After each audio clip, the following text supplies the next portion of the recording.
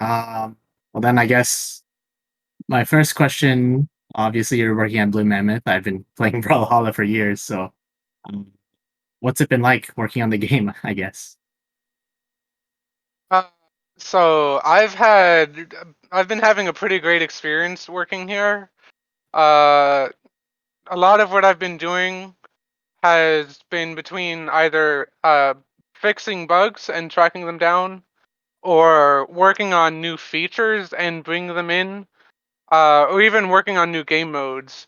So I kind of touch a lot of different systems, which isn't really the norm for kind of studios. But this is like so small. There's like a team of 10 programmers at most.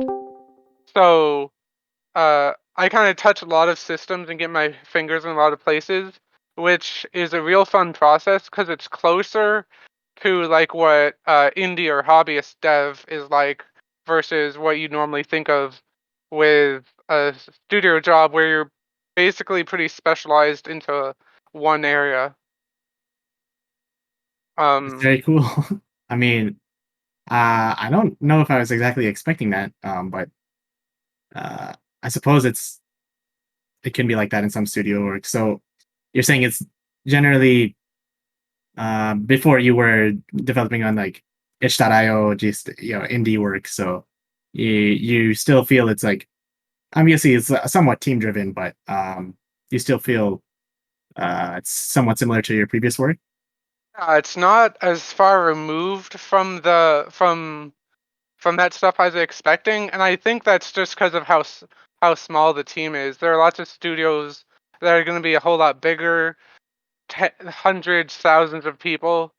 But Blue Mammoth is like 45 people at most, so it still feels really small. Thanks for answering that question.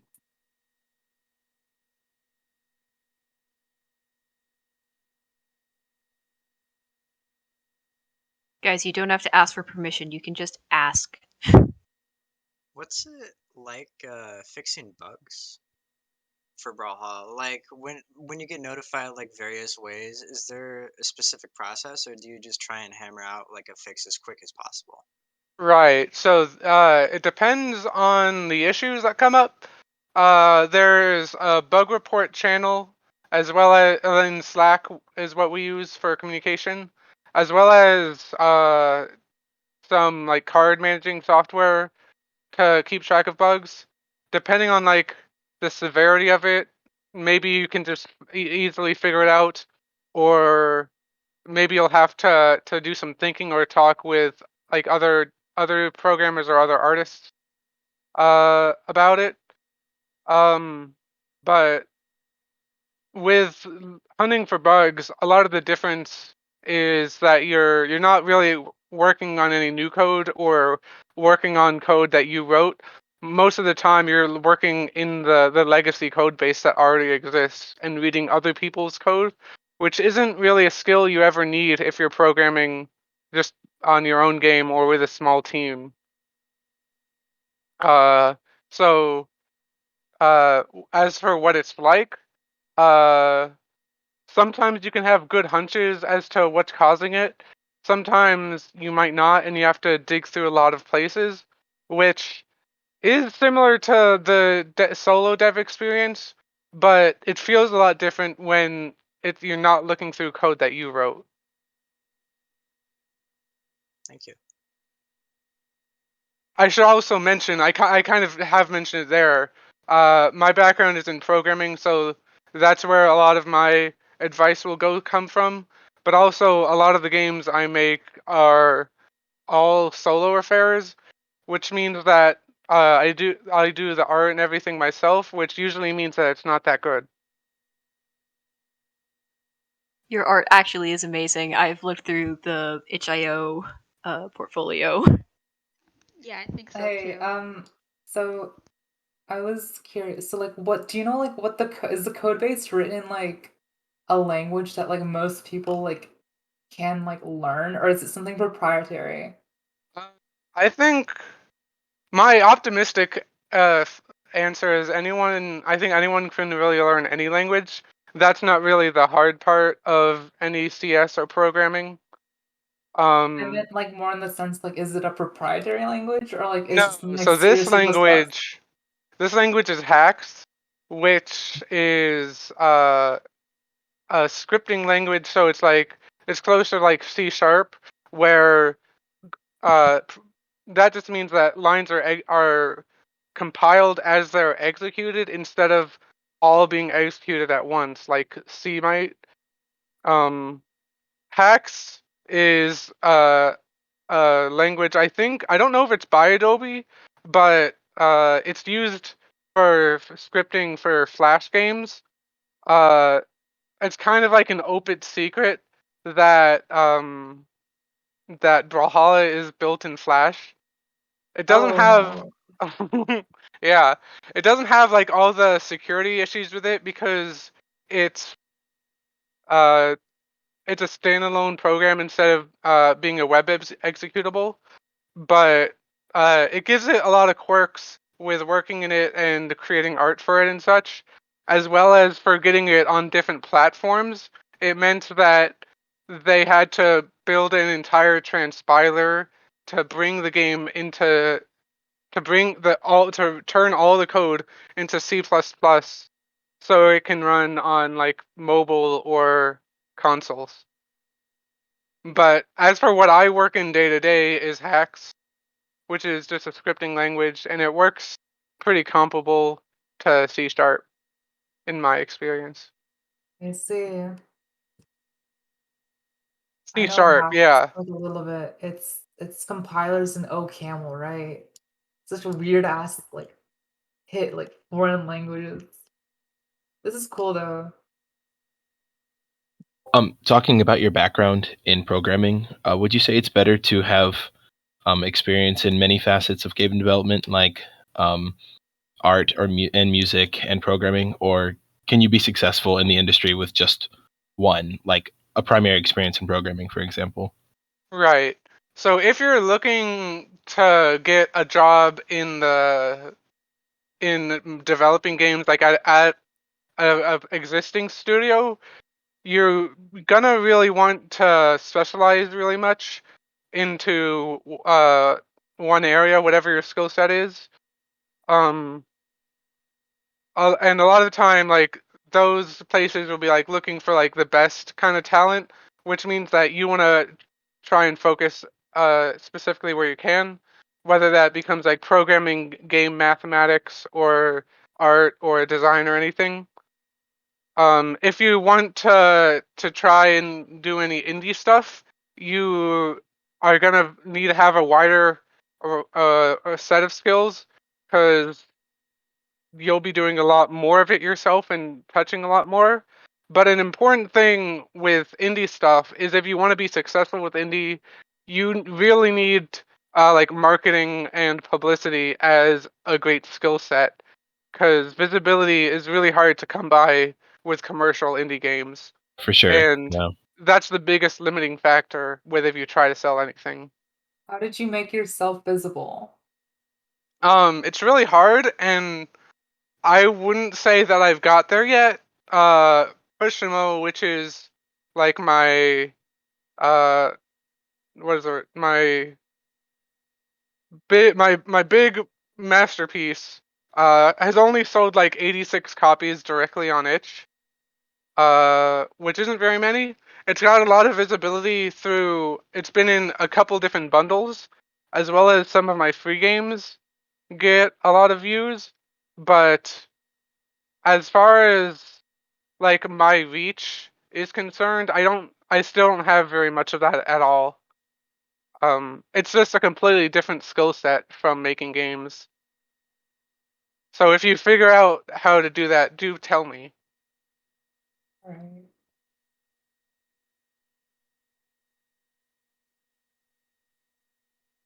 I guess we'll go to the list. Um, how did you apply to Blue Mammoth? And if so, how did you choose like where you were applying to? So I did apply. I was getting a little sick of my old job, which was just using Unity for defensive training stuff in Huntsville, but I was never really happy with that. So I decided to start looking elsewhere. So I started with applying to some of the really big studios in Georgia, High Res, uh, the Xavier, Killing not Killing Floor is the name of their game, Tripwire, and those places. I had Blue Mammoth had slipped my mind despite having applying there previously, but I saw in Atlanta Game Devs Discord server that they were looking for new programmers, so I went and shot my shot there, and basically being able to point to Pushimo as something that I did all by myself was a really helpful ability to get my foot in the door and showcase my abilities. So once you get to that point, you still have to go through like the whole interview and like programming test challenge. At least with I don't know how it is with art. I imagine you get similar tests, but with programming you always get different tests either about like math or programming to test your skills. So I went and applied, and they liked me. So I did 3 rounds, or it was 2 rounds of programming tests, and then a full day interview with all the other programmers, which was a real tough time. But they liked me enough to after that, and they thought I'd be a good fit to bring me on.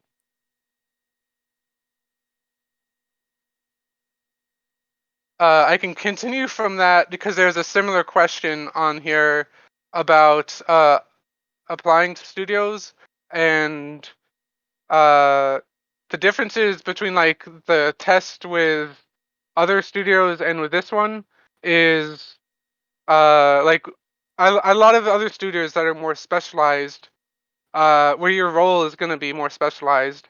The tests are going to be like a lot more specific. In those tests, like there'll be a lot of like very specific math questions about linear algebra or specific design questions. The questions I had in this interview for Blue Mammoth were more open-ended or more general about just different programming concepts or uh, ideas to make sure like I knew what I was doing, because the question isn't here as much as do I know how to do different gameplay programming stuff as do I know how to code? And if you know how to code, you can kind of just figure a lot of other things out from there by kind of crafty Googling or problem solving. Okay. Um, what resources did you take advantage of when you were at UGA in order to develop the skills that led to you doing well in the interview? So let me think about this chronologically. So the first thing that happened with it at UGA is I studied computer engineering, and the teacher of the first year class, Kyle Johnson, he talked to us about how he was leading a VR lab. So I was like, hey, that seems really cool. So I just reached out and asked about it, and that was enough for me to get a position there using Unity to make VR stuff, which I was absolutely not prepared for. But I was able to piece by piece get experience from there, and eventually build my kind of uh sense of I wasn't doing any game stuff by then, but there's a lot of overlap since it's still using Unity in this kind of setting. And so I was developing a lot of skills through there and meeting a community of some great people who I still keep in touch with now. Uh, Later in the next year, there was Athens Game Jam, which is a game jam in Athens, held by the Athens GGDA, which I don't think is active anymore. But that was the first time I tried making anything, and it was a real fun time. So I slowly got more and more involved into game jams, and most of those were not at UGA, but while I was at UGA, and I got a lot of experience from there. Other resources, clubs, and just having a good community is really great. By being part of this group, that's already doing a lot for you. But having good connections outside of making games can help you a lot with your inspiration as well. If you're surrounded by other people who just make games, you might kind of get tunnel vision into that kind of stuff, but it's good to have a broader horizon. And another good resource is the science library and the makerspace at there. Because there's some smart people there who either you can use their VR stuff for development there, or you can. I think they used to do like the little sessions where they taught about programming and stuff. And they also have like a regular capturing science contest, which I used as a good opportunity to try and make some games that could get more visibility than just something that I just made for a game jam.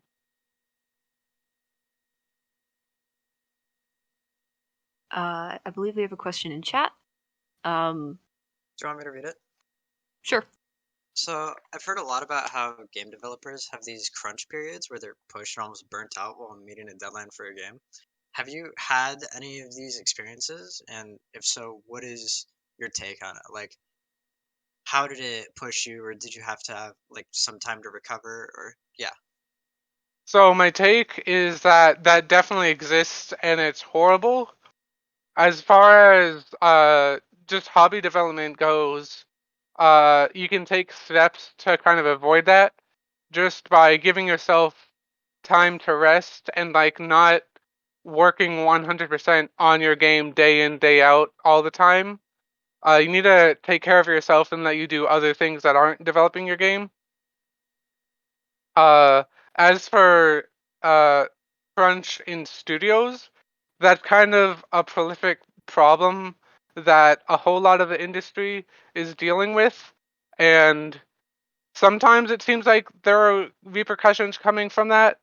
But it's really slow for that to kind of happen. Um,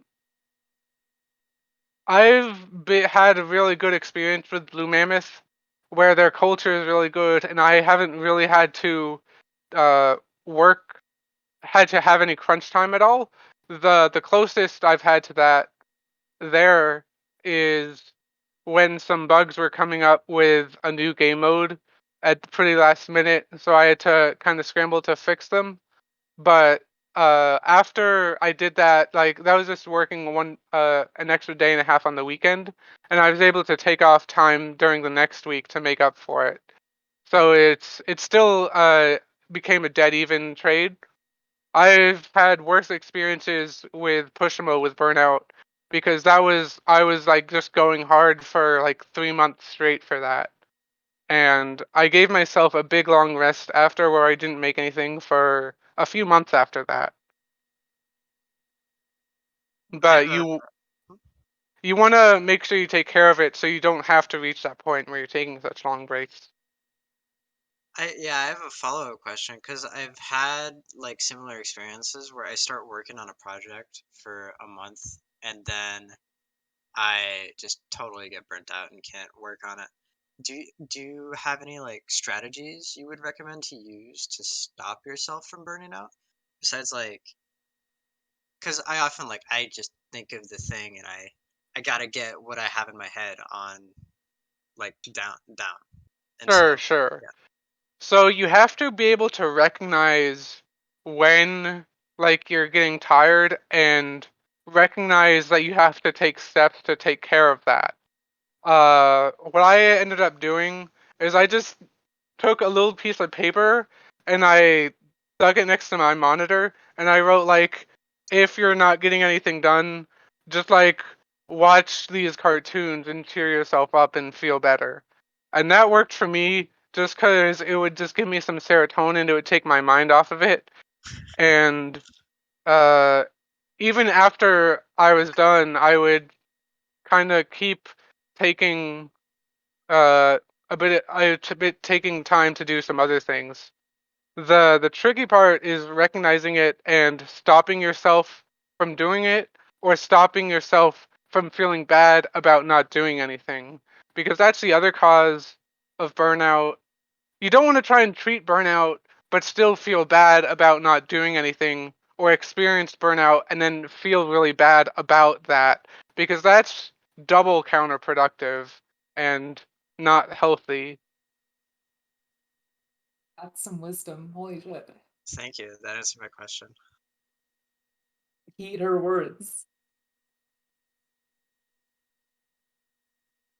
All right. Random question. What is the most important factor that determines if you add a feature to a game? Ooh, okay. Uh, so there's a couple of factors in that. Um, when I was interviewing, they told me that, like, oh, if you have like an idea for a cool feature and you can add it like in a day, you can go ahead and work on that. I haven't ever taken them up on that though, and I don't think it's realistic to add a full feature in a day usually. Um, what decides what kind of features are worth going in isn't so much in my hands. How it works, in my experience, is we have a ClickUp board, which is like a Trello board if you use any of those, of features that we would like to be adding in. Uh, and if I don't have like any current tasks I need to work on, and there's nothing really coming up that will need my attention, I can pick from some of the tasks there to bring in its new features.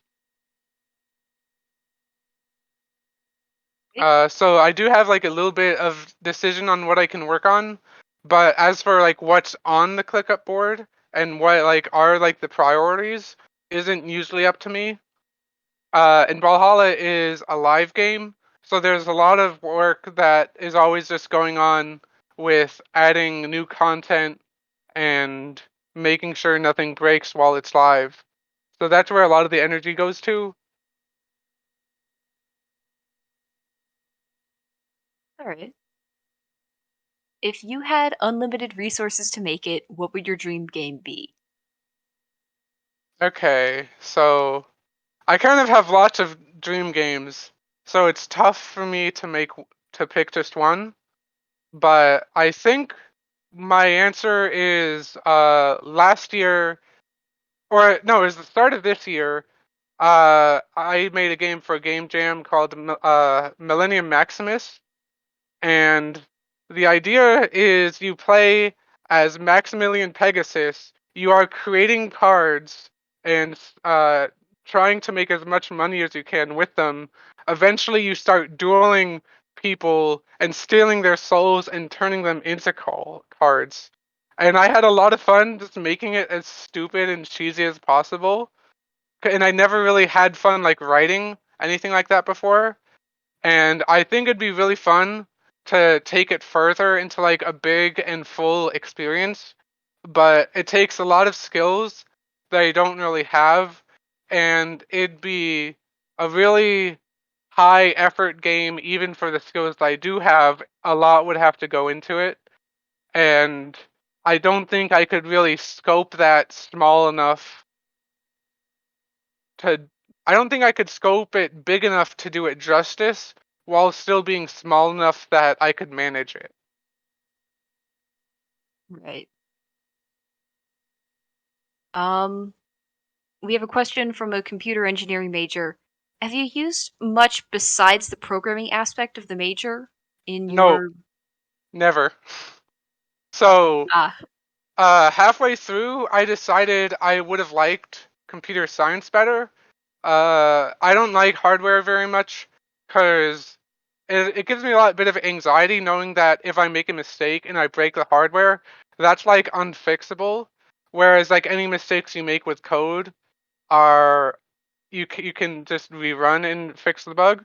So I don't like the hardware part as much, but it was never worth me switching majors because there's just a lot of overlap anyway. So so with computer engineering, I only went up to uh, I think I was up to 1730, and then I took like one other elective CS class after that. But for game development, it's not really as much with knowing all these different deep CS kind of technologies. Most of what you're doing with game development is flow of control, figuring out like the how you want the logic to flow and what kind of logic the game needs to function. Or there you usually do a lot of mathematics if you're doing something from the ground up, but it's never really necessary. But I was able to get by pretty easy without needing anything more than like second, maybe third year CS classes. And I haven't really ever needed anything from the computer engineering side. We've got a question in chat. I've started working on things before where I realize too late that it's too ambitious, and I have trouble trying to size down the kind of game I want. What helps you scope a project? So scope is really important, but it's also kind of good scope is just as much a skill you have to develop as other aspects of game development. Um, Mostly, so I have a lot of experience with game jams. I've done, I think, about 25 now. I did most of those either while I was a student or like just months after graduating. And doing all those game jams, I slowly got better at like figuring out the scope of like what's possible in a week, what I can in a weekend, what I can personally do in a weekend, as well as like figuring out like the kind of games I like to make and the specific small skills that I can add to it and what parts and like my kind of like my voice as a developer is starting to show itself. Um, a lot of my early games, I was just along for the ride, making a fun game with a team, which was a great time. But when I started doing jams and working on them myself, uh, I only had myself to blame if I scoped it wrong, and it ended up being too big. And it helped me develop the ability to scope them better, as well as the being able to kind of hone my craft. Um, Being able to scope a small game jam game helps with scoping bigger games, but when you're not used to that at all, you still kind of just have still a little bit of guesswork there. But once you have a rough idea of what's realistic, you can go from there and kind of add or remove as you need to, and it won't be as extreme as trying to make like your first game being like this huge Genshin Impact kind of MMORPG thing. Yeah. We have a question in chat. What clubs and organizations were you in at UGA or otherwise? I believe you already answered this. Uh, I mentioned the Athens GGDA, which they were hosting some of the great game jams there, but they weren't ever very active, and they didn't have great attendance, and they kind of left when I did. Organizations at UJ. So I was big into the UJ IEEE, which is like a computer engineering group. And I ended up leading. They had these different what do they call them? They had these different like small groups there where people could teach different things. So I ended up teaching a little bit about VR and game development. But what hurt there is that it was never really advertised as that, so it didn't get a lot of great attendance. I spent a lot of time. I spent some time with the UGA CS club, but they also didn't have very much dedicated game dev stuff, so I didn't stick there a whole lot. Miscellaneous clubs. I did go to the juggling club, which was fun, as well as there's a board game club I had a lot of fun with. And I think it's important to have these kind of extracurriculars just so game development isn't your whole life. Other things that were part of my whole life of game development was the not the Athens GGA, but the GGDA at large, which is Georgia Game Developers Association, a professional network of professional game devs and hobbyists. They have, I think it's monthly meetings about different skills, and they're very what is it? Their programs are all open to all disciplines, as well as they have student discounts. And the last group, which I never really joined until after college, but the Atlanta Game Devs has been a great resource of friendly people making games as well. And I know they have a lot of students from other clubs involved in that organization. So maybe we can muscle our way in to make our presence. Maybe. Um, how often do you play games in your free time? And do you take inspiration from the games that you play, or do you try to get inspiration from other places? So not as much as I'd like is the easy answer. The longer answer is usually I have a lot of periods where either I'm more involved in things and I don't really focus as much on playing games, and then I want to make up for time after that and get to play a bunch more games. And hopefully I'm in that second part now. Uh, and as for taking inspiration from them, there are some bits of inspiration I do totally love taking from games. Uh, Basically when like there's an idea or like a trope in a game that you like, and you really just want to pay homage to it. Uh, you can take inspiration that from that in whatever way feels right.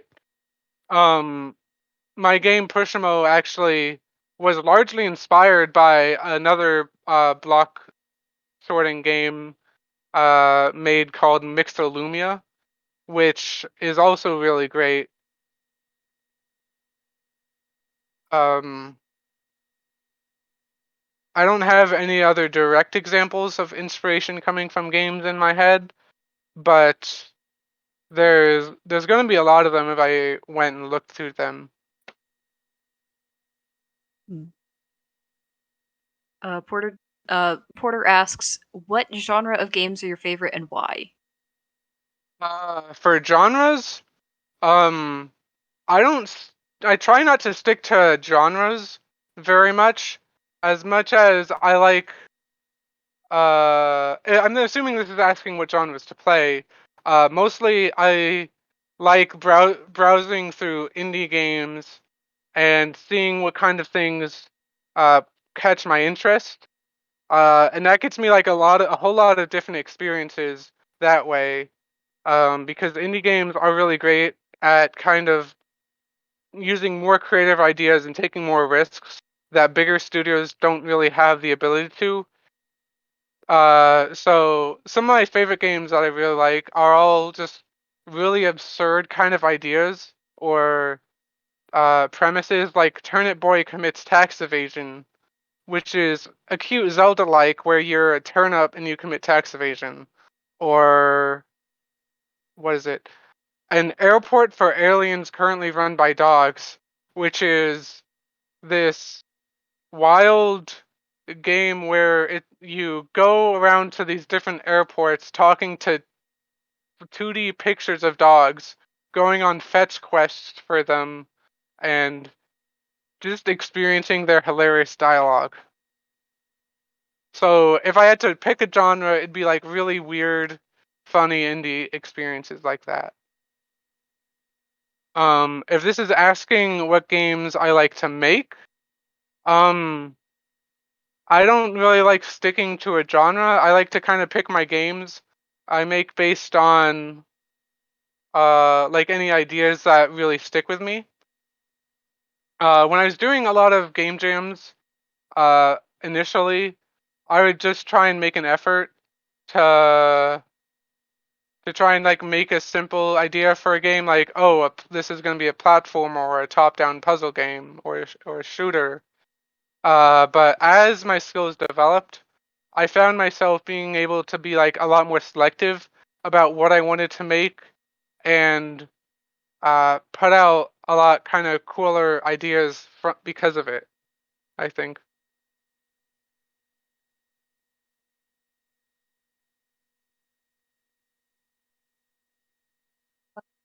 Kind of switching subjects, I guess. Um,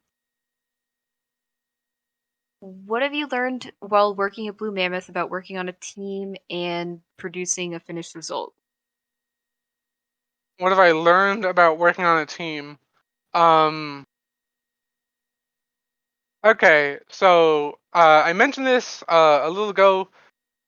So for Valhalla specifically, the number one focus is not breaking anything because it's a live game, and if you let anything slip by that's game breaking, then it could then causing downtime is the worst case scenario.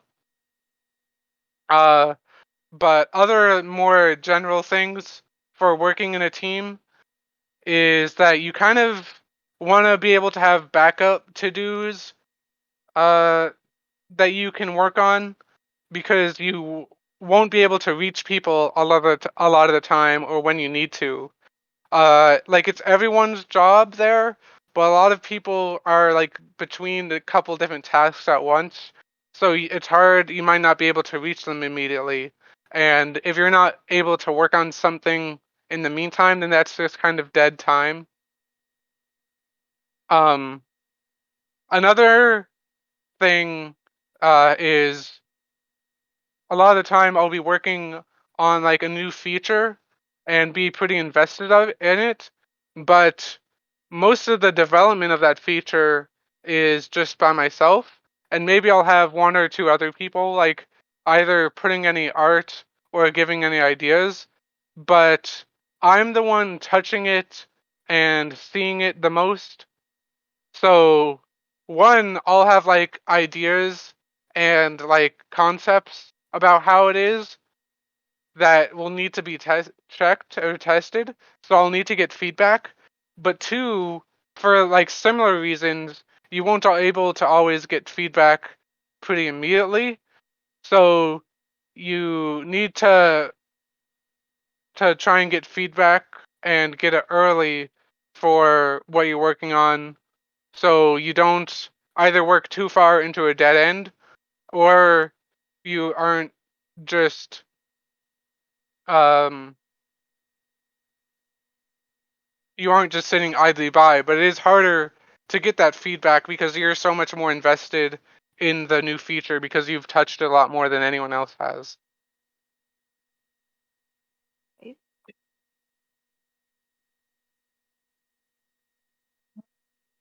Just trying to go through this list. Does anyone have any questions here?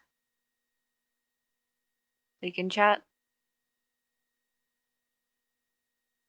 No? Okay. We have kind of touched everything that was on the document. Alex, I know you're also on the document. Do you see anything? Otherwise, I'm wondering if we should call it.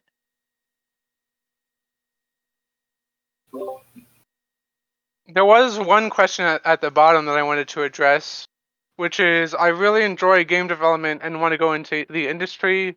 I've made all my projects alone and enjoy the sense of independence. Despite that, do you suggest to join a company where I'd work on games as a team or go solo to work on projects by myself? So, uh, just to be clear about it, going solo and succeeding is not really a realistic venture. Uh, you can't ever count on it, and it really is a huge gamble to kind of try and rely on that.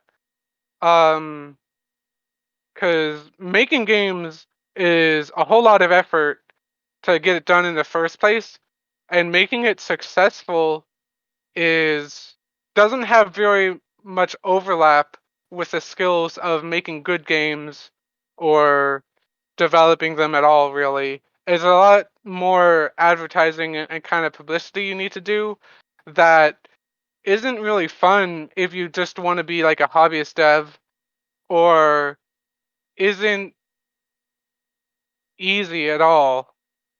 Um, so not to dissuade that kind of aspiration, but you have to be kind of realistic about those kind of possibilities. Um, as far as working, trying to join a studio on a team, uh, that's kind of what I always wanted to do, because I knew like making games as an indie is really hard and I don't really care to learn that kind of skill set. But also keep in mind that game development is like a highly sought after job that a lot of people want, and it's a passion driven industry, which means that a lot of the time you'll be doing more work and harder work for less pay than you would elsewhere.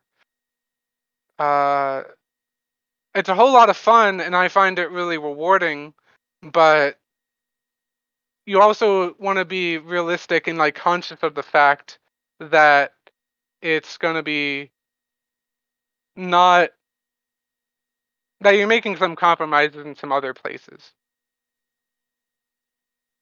So, because it's such a sought after industry, um, what's some ways to stand out against the crowd? So I think the best way you can stand out is to be able to point to something that you can have something that you can point to and show what you've done there and why it's relevant to whatever you're trying to apply to.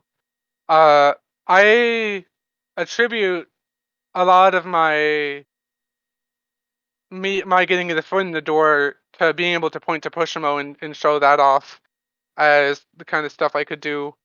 If you're an artist, you want to be able to specifically point to art in a similar style to whatever studio you're applying to is looking for. Um, but even then, that's just what you need to get your foot in the door, and you still need the kind of like know-how to pass the tests that you do after that, as well as you kind of need the interpersonal skills to get along with people and do well in like the personal interviews with real people. Yeah, that makes a lot of sense. Um, so, what do you think is the most important part of working on a team, I guess, in the game development industry? Um, so for hobby games, my tip for working on a team is you want to pick people on your team who you have good chemistry with and good respect for. Because games take a whole lot of time and effort to make, and you'll be interacting with these people a lot. So you want to be able to be comfy talking with them and conversing about like what you think like the right way for the game to kind of shape out is going to be, and brainstorm and discuss a lot. it's real important to enjoy the process of development because it's very passion driven, and if you aren't enjoying making them, then what's the point of making them at all in my eyes? Right, that makes sense. As far as like as a job, if you're working with teams you don't really get to choose, um you still have to try and be respectful, and you want to try and be like as open and clear as you can to like try and prevent misunderstandings, but you also uh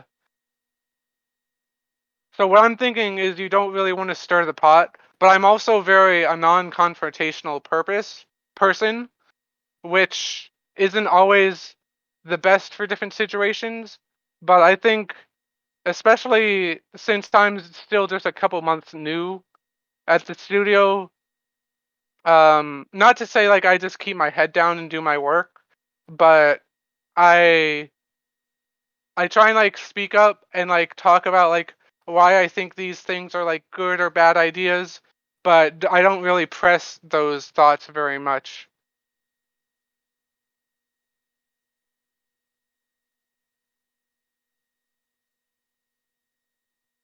Right.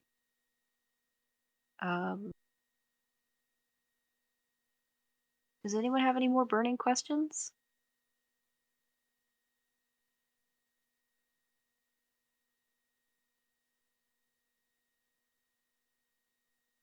Right. Thank you so much, Brooke, for agreeing to doing this and for answering our questions. This has been very insightful for me. I'm sure everyone else feels the same. Absolutely. Yeah. Thank you so much, Brooke. Yeah, thank you so much, Brooke. This has been wonderful. Thank you, Brooke. I'm happy to be here and to give back a little. I'm real glad that there is a game dev club now.